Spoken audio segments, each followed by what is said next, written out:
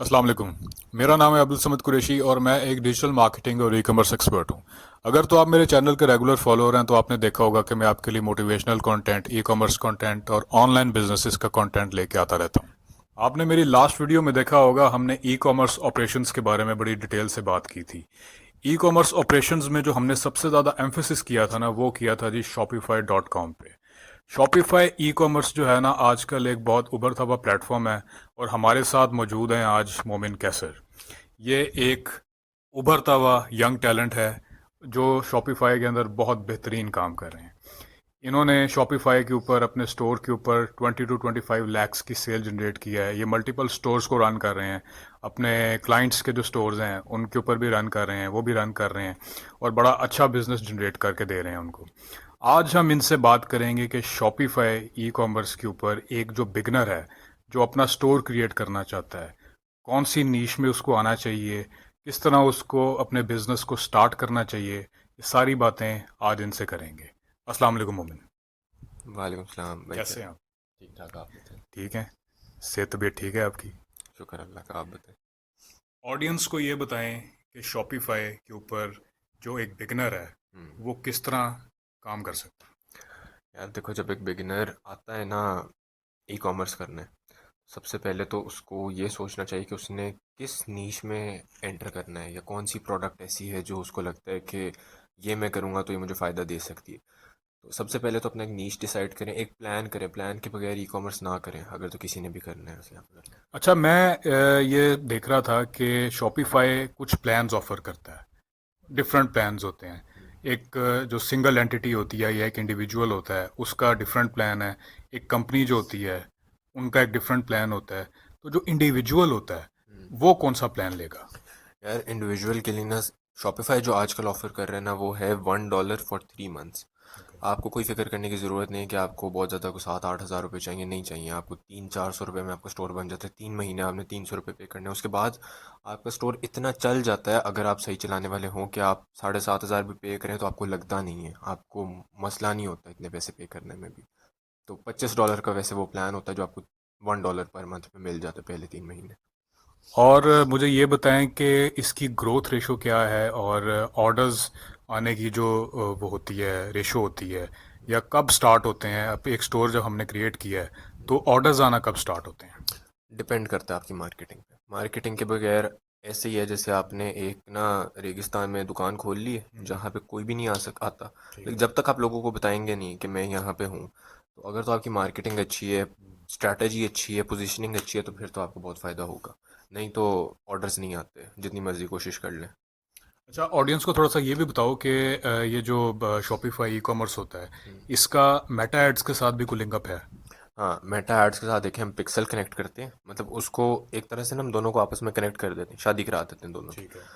तो उसके बाद जो है ना, डेटा वहाँ से उनका आपस में लिंक हो जाता है। हम्म, तो हमने जब ऐड चलाना होता है, उस ऐड के थ्रू, मेटा एड्स के ऐड के थ्रू, हम्म, हम अपने कस्टमर को भेजते हैं शॉपिफाई स्टोर पे। ठीक है। वहाँ जाके वो अपना ऑर्डर प्लेस करे, मतलब एक चेकआउट करे। लैंडिंग पेज जो होता है वो वहाँ से उधर चला जाता है, मेटा एड्स के थ्रू वहाँ बिल्कुल, चला जाता हाँ, है हमने वहाँ पे लिंक शॉपिफाई के डाला ऊपर। होता है ठीक अपने है। उधर।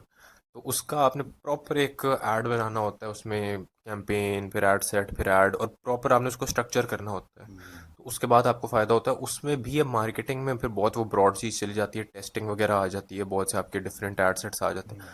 तो हाँ, डिपेंड यही करता है कि आपकी कैसी स्ट्रैटेजी है, ऐड स्ट्रैटेजी, लेकिन मेटा एड्स का लिंक होता है। अच्छा, जैसे मेरे जैसा एक आदमी है, मैंने शॉपिफाई पे अपना स्टोर एज एन इंडिविजुअल जो है वो स्टार्ट करना है। हम्म। तो बहुत, मेरे पास कोई बहुत ज़्यादा बजट नहीं है, बजट भी थोड़ा है। हम्म। तो कितना मैक्सिमम जो मेटा एड्स का जो बजट होता है, जो मार्केटिंग के लिए मुझे चाहिए, वो कितना अंदाज़न होना चाहिए? अच्छा, आप अपना ऐड डेली का 300 रुपये, $350, $500 भी चला सकते हैं। लेकिन नॉर्मली जो मेरा बजट होता था वो तकरीबन 1000 पर डे होता था, और इसी में मैंने बहुत ज़्यादा सेल जनरेट की हुई है। अच्छा, इसके अलावा अगर मैं एक बड़ी गोल्डन एडवाइस दूँ ना, तो कोई अगर समझता है कि मेटा एड्स के लिए बजट नहीं है, ऑर्गेनिक कंटेंट बनाना शुरू कर दे और इंस्टाग्राम पे जाके अपना लिंक डाल दे अपने शॉपिफाई स्टोर का। शॉपिफाई पे ऑर्डर्स उसको आ जाएंगे फिर भी, अगर उसका कंटेंट अच्छा है तो। डिपेंड करता है आप कितना अच्छा काम करते हैं। मेटा एड्स कर लें, ऑर्गेनिक कर लें, टिकटॉक एड्स कर लें। ठीक है। हम्म। और थोड़ा सा अब नीश के बारे में बताओ कि आजकल जो नीश चल रही है सबसे अच्छी नीश कौन सी चल रही है जिसमें ऑडियंस आ सकती है और अच्छी एक मार्केट में जो है ना एंट्री मार के तो अच्छे पैसे कमा सकते हैं? अच्छा, मेरा पर्सनल एक्सपीरियंस जो है ना उस हिसाब से तो फुटवेयर नीश बहुत अच्छा है, तो ये एक फुटवेयर चीज़। शूज़ वगैरह जो होते हैं। शूज़, हाँ, ठीक। तो मैं उसमें ज़रूर जेंट्स मैन या वुमेन कौन से वाले? यूनिसेक्स दोनों, लेकिन दोनों। ज़्यादा मेरा ख्याल है जेंट्स का भी है। मैंने जेंट्स में, मैं तो यूनिसेक्स में कर रहा था। अच्छा। अब आगे आने वाले टाइम्स में मैं जेंट्स में काम करूँगा। तो लेडीज़ की भी डिमांड होती है, लेडीज़ में भी। इवन कि मैंने स्लीपर्स भी बेचे हैं, तो वो काफ़ी अच्छे, जो आम हमारे घरों में पहनने वाली चप्पलें होती हैं, वो बेची, काफ़ी अच्छी बिकी। ठीक है। तो ये एक अच्छा नीश है जो मैं आउट ऑफ मैनी नीशेस में ये इसका नाम ले सकता हूँ। अच्छा, दूसरा मुझे मोमिन ये बताओ कि जो एक आदमी है जो अपना स्टोर क्रिएट करना चाह रहा है, उसको टेक्निकलिटीज़ कौन सी फेस करनी पड़ेंगी? क्या वो स्टोर खुद से क्रिएट कर सकता है या उसको कोई प्रोफेशनल गाइडेंस लेनी चाहिए? यार देखो, स्टोर तो कोई भी खुद से क्रिएट कर सकता है। उसके बाद की जो चीज़ें आती हैं ना, उसके लिए बहुत एक्सपर्टीज़ चाहिए होती हैं। अब मैंने जब खुद ई कॉमर्स में स्टेप इन किया था, अब मैंने खुद स्टोर बनाया था, सारा कुछ खुद किया था, लेकिन मुझे कितने महीने लगे थे उस स्टेज तक जाते जाते, जहाँ तक एक प्रोफेशनल शायद काम करता, और उतनी देर में मैं बहुत लॉस करा चुका था। तो इसके लिए देखो, ज़रूरी है कि आप ज़रा किसी प्रोफेशनल से काम कराओ, ताकि आपका काम अच्छा हो और आपका स्टोर बड़ा एक अच्छा वेल डिज़ाइंड हो। मतलब आप कह रहे हो कि वर्चुअल असिस्टेंट्स की जो सर्विसेज हैं शॉपिफाई के लिए, वो किसी भी एंटिटी को जो शुरू करना चाह रहा है और प्रोफेशनल बिजनेस को ग्रो करना चाह रहा है, उसको एक प्रोफेशनल गाइडेंस जो है ना वो शॉपिफाई का जो एक्सपर्ट होता है उसे लेनी चाहिए, ऐसा ही है? बिल्कुल ऐसा ही है, लेकिन देखो, मार्केट में बहुत बहुत तरह के लोग आते हैं। डिपेंड करता है, आपने जिससे भी काम कराना हो देख लेना कि बंदे को काम आता है, एक्सपीरियंस कितना है। तो डिपेंड करता है, आपको ज़रूरी तो है ये चीज़। थोड़ा सा बताओ कि स्टोर जब सेटअप हो जाता है तो या सेटअप करना होता है तो उसके लिए क्या, ज़रा ब्रीफ सा थोड़ा सा ऑडियंस को बता दो। अच्छा, आपने स्टोर क्रिएट किया, सबसे पहले तो आपने सेटिंग्स में चले जाना है। आपने जाके वहाँ पे सीओडी सेटअप करनी होती है, फिर आपने शिपिंग फ़ी डालनी होती है, लोकेशन वगैरह, पॉलिसीज़ की भी ज़रूरत पड़ती है। अगर आप, डिपेंड करता हूँ, मार्केटिंग में बहुत आगे फिर बात है। अच्छा, इसके बाद आपने प्रोडक्ट अपलोडिंग करनी है, तो उसके लिए आपको एक आई कैची या एक बहुत ही कोई एस्थेटिक सा उसका टाइटल, ठीक है। फिर डिस्क्रिप्शन, उसकी इमेजेस बहुत अच्छी होनी चाहिए। लेकिन अगेन, अब एक नया बंदा है, उसको अगर वो सारा कुछ खुद कर रहा है, तो सारा कुछ, मतलब एक बंदा सारा कुछ नहीं कर सकता, कहीं ना कहीं हो सकता है वो अच्छा हो, कहीं पे ना हो। ठीक है। तो इमेजेस के लिए भी आपको प्रोफेशनल को हायर करना पड़ता है उसके लिए। अच्छा, प्रोडक्ट अपलोडिंग में तो ये चीज़ें आ जाती हैं। फिर उसके आपको कभी कभी अगर आपने एसईओ करना है, तो यूआरएल ऑप्टिमाइज़ करने पड़ते हैं। अच्छा, इसके बाद आता है हमारा जो स्टोर, जो हमारा मेन थीम पेज होता है, आपने थीम डिज़ाइनिंग करनी है। ये सबसे आसान लेकिन सबसे मुश्किल और काम है। सबसे इम्पोर्टेंट भी मेरा ख्याल है ये होता है, कस्टमर लैंड ही किसी भी वेबसाइट पे इस पेज को देख के होता है। बिल्कुल, ये बहुत एक इम्पॉर्टेंट चीज़ है, क्योंकि देखो, आपने किस तरह का अपना सारा एस्थेटिक्स बनाए हुए हैं, आपकी दुकान किस तरह की नज़र आ रही है, हाँ बिल्कुल। तो वो अच्छी होगी तो फिर लोग आएंगे ना। तो उसके लिए भी आपको, मतलब एक डिज़ाइनर, आप ऐसे ही है जैसे आपका घर है, एक डिज़ाइनर का डिज़ाइन किया हुआ घर और हाँ आपका अपना बिल्कुल, डिज़ाइन अपना किया हुआ घर, डिज़ाइन किया हुआ घर, हाँ, उसमें थोड़ा सा डिफरेंस तो होगा ना, बहुत फ़र्क बिल्कुल होगा। बिल्कुल फ़र्क होगा। तो और इसमें इसमें देखें ना, अब आपकी कौन सी क्या कलर स्कीम होनी चाहिए, कहाँ पे। सिर्फ ऐसे नहीं है कि आपने अपना जो थीम पे डिज़ाइन कर लिया, वहाँ पे बैनर डाल दिया, उसके बाद आपने प्रोडक्ट को सामने लगा दिया, आपका स्टोर बन गया। आप अच्छा भी कर सकते हैं, लेकिन वो वाली बात नहीं है। एक डिज़ाइनर का डिज़ाइन किया हुआ स्टोर और एक आपका अपना डिज़ाइन किया हुआ स्टोर, बहुत फ़र्क होगा। इसी तरह आप जाके देख लें, जितने भी ब्रांड्स हैं, आउटफिटर्स वगैरह, या जितने भी ऐसी वेबसाइट्स हैं, इनके स्टोर्स, और आप खुद एक तजर्बा करके देखें, आप अपना स्टोर बनाएं, अगर आप एक स्टार्ट कर रहे हैं, तो वो वाला जो डिज़ाइन किया वो स्टोर है, वो पता चलता है कि प्रोफेशनल ने किया, और वही काम हमारा है, हम करते हैं ये वाले काम सारे।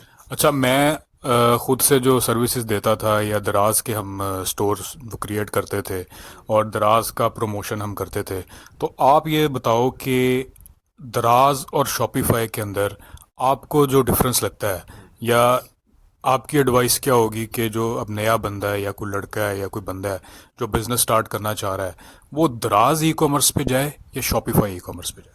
यार, ये ऐसी है जैसे आप ऊबर चला रहे हो या फिर आप अपनी गाड़ी चला रहे हो, तो जो आपके पास अपनी अपना स्टोर है ना, शॉपिफाई, उसमें आपके पास आज़ादी है, उसमें आपको फिर पे नहीं करना पड़ेगा दराज को या किसी को कि आप जैसे जैसे दराज को हमें एक सर्टेन कमीशन देना पड़ता है, एक उनकी जो सर्विसेज हम ले रहे हैं उसके पैसे पे करने पड़ते हैं। हाँ, वही बात है ना, आपने उबर को भी कमीशन पे करना है, आपको शॉपिफाई पे कमीशन नहीं पे करना पड़ता कोई भी। आपने उनको फ़ी पे करनी है, वो तो आपकी दुकान का किराया है, वो तो आपने देना है। लेकिन आपकी जितनी भी सेल्स हैं सारी की सारी आपकी अपनी है, आपको उनको इसमें से कोई शेयर नहीं देना पड़ेगा। इसके बाद आपकी रिटर्न पॉलिसीज़ आपकी अपनी हैं, आपकी जितनी भी आपके टर्म्स एंड कंडीशंस हैं वो आपकी सेट हुई होंगी, वो दराज की सेट की हुई नहीं होंगी, तो आपके पास मैक्सिमम इंडिपेंडेंस होती है और आपके हाथ में होता है कि आप उसको किस तरह से स्केल कर सकें। चले मोमिन, आज एक थोड़ी सी ब्रीफ सी ये शॉपिफाई के ऊपर बात हो गई है, तो अब इंशाल्लाह अपनी ऑडियंस के लिए हम शॉपिफाई सीरीज़ स्टार्ट करेंगे, शॉपिफाई पर डिस्कस करेंगे। और हम जिस तरह ख़ुद ग्रो कर रहे हैं, इंशाल्लाह हम चाहेंगे कि हमारे साथ साथ जो नई ऑडियंस है, जो नई अवाम है या यंगस्टर्स हैं जिनको जॉब्स नहीं मिल रही हैं, रिसोर्सेज जो है पाकिस्तान के अंदर, इस मुल्क के अंदर बहुत ज़्यादा एक्सपेंसिव होते जा रहे हैं, आउट ऑफ द रेंज होते जा रहे हैं, तो लोगों के पास कोई ऐसा वे फॉरवर्ड होना चाहिए, कोई चीज़ होनी चाहिए जिसके थ्रू वो अपनी इनकम जो है घर बैठ के कमा सकें। तो मेरा ख्याल है Shopify is the finest platform now days, ठीक है ना। तो इस पे हम इंशाल्लाह बात करेंगे। तो नेक्स्ट जो हमारी वीडियो होगी वो भी शॉपिफाई के ऊपर होगी, उसमें हम इसमें आर्टिफिशियल इंटेलिजेंस जो है उसका शॉपिफाई के ई कॉमर्स के अंदर क्या रोल है उसके बारे में बात करेंगे, शॉपिफाई लॉजिस्टिक्स के बारे में बात करेंगे, प्रॉपर आपको एक वे फॉरवर्ड देंगे कि ई कॉमर्स शॉपिफाई एक्चुअली क्या है। अगर तो आपको दराज की शॉपिफाई की सर्विसेज हमसे चाहिए, वर्चुअल असिस्टेंट्स की सर्विसेज चाहिए, तो इसके वीडियो के नीचे एक नंबर चल रहा है, उस पर आप हमसे व्हाट्सएप पे बात कर सकते हैं। व्हाट्सएप कीजिएगा, कॉल मत कीजिएगा, क्योंकि कॉल करेंगे तो वो उठाई नहीं जाएगी। व्हाट्सएप पे आप एक मैसेज ड्रॉप कर देंगे तो इंशाल्लाह हमारी टीम और हम जो है आपके साथ कांटेक्ट में आ जाएंगे। तो वीडियो अगर आपको पसंद आई है तो चैनल को सब्सक्राइब कर लें, वीडियो को लाइक करके शेयर कर दें, ताकि मज़ीद मोटिवेशनल कंटेंट और ई कॉमर्स कंटेंट आप तक सबसे पहले पहुंच जाए। Thank you.